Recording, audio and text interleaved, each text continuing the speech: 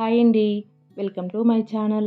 ఎవరైనా first time ఈ channel చూస్తూ ఇంకా ఛానల్ని సబ్స్క్రైబ్ చేసుకోకుండా ఉన్నట్లయితే ప్లీజ్ ఛానల్ని సబ్స్క్రైబ్ చేసుకోండి. ఇంకా ఇవాల్టి రెసిపీ వచ్చేసి జొన్న రొట్టె.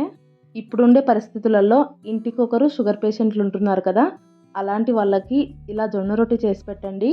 బోర్ కొట్టకుండా రెగ్యులర్గా తినమన్నా తింటారండి. అంత టేస్టీగా ఉంటుంది. తప్పకుండా ట్రై చేయండి. జొన్న రొట్టె అయితే నిజంగా చాలా చాలా టేస్టీగా ఉంటుంది.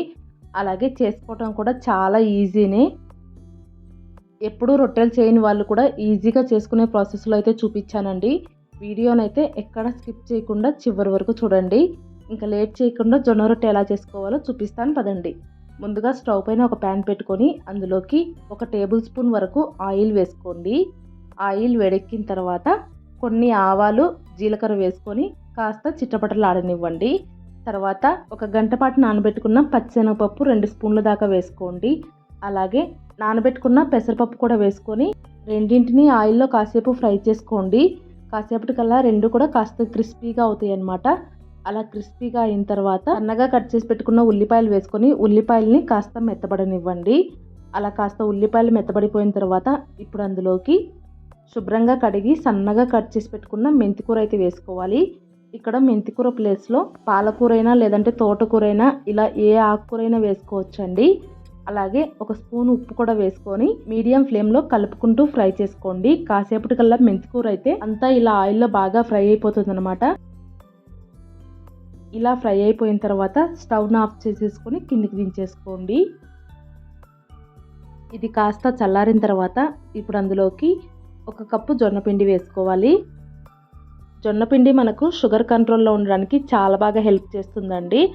అలాగే 1 చిటికెడంత పసుపు, 1 చిన్న స్పూన్తో 1 స్పూన్ కారం వేసుకొని అన్నీ కూడా కలిసిపోయేలాగా బాగా కలిపేసుకోండి. అలాగే మనం ఆల్రెడీ మెంతికూర ఫ్రై చేసుకునేటప్పుడు సాల్ట్ వేసుకున్నాం కాబట్టి ఇంకా సాల్ట్ ఏం వేసుకోవాల్సిన అవసరం లేదు.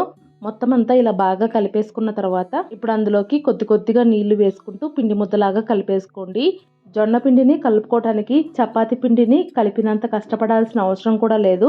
చాలా ఈజీగా కలిపేసుకోవచ్చు. అలాగే చేతికి కూడా అస్సలు అంటుకోదనమాట.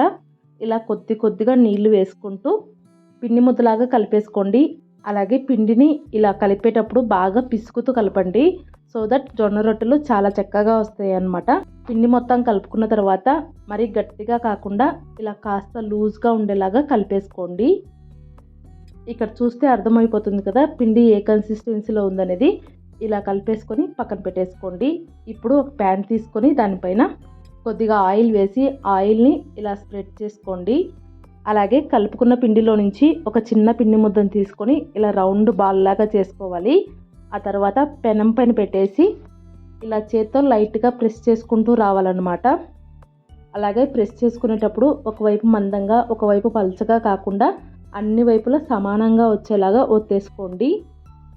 ఇలా ఒత్తుకునేటప్పుడు చేతికి గనక పిండి అంటుకుంటున్నట్లయితే గనక చేతికి కొద్దిగా ఆయిల్ అప్లై చేసుకొని ఆ తర్వాత ఇలా రొట్టె మాదిరిగా ఒత్తేసుకోండి. ఒత్తుకునేటప్పుడు మాత్రం మరీ పల్చగా కాకుండా కాస్త మందంగానే ఒత్తేసుకోండి.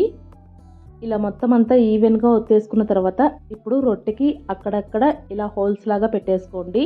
రొట్టె 2 వైపులా చక్కగా కాలుతుందనమాట. ఇలా హోల్స్ పెట్టుకున్న తర్వాత స్టవ్ని అయితే ఆన్ చేసేసుకోండి. ఆన్ చేసుకొని మంటని లో టు మీడియం ఫ్లేమ్లో పెట్టేసి పైనుంచి మూత పెట్టేసి రొట్టెను కాలనివ్వాలి. అలా కాకుండా ఇలా బటర్ పేపర్ పైన కూడా రొట్టె చేసుకోవచ్చండి. బటర్ పేపర్కి కొద్దిగా ఆయిల్ అప్లై చేసి పెట్టుకొని ఒక చిన్న పిండి ముద్దను తీసుకొని వీడియో క్లిప్లో చూపించిన విధంగా చేత్తో ఒత్తుకుంటూ రావాలి. అలా పెనం పైన ప్రతిసారి ఒత్తాలంటే కనుక రెండవసారి కాల్చుకోవడానికి పెనం బాగా వేడిగా ఉంటుంది కదా. సో ఇలా బటర్ పేపర్ పైన చేసుకుని వేసుకున్నామంటే ఈజీగా ఉంటుంది.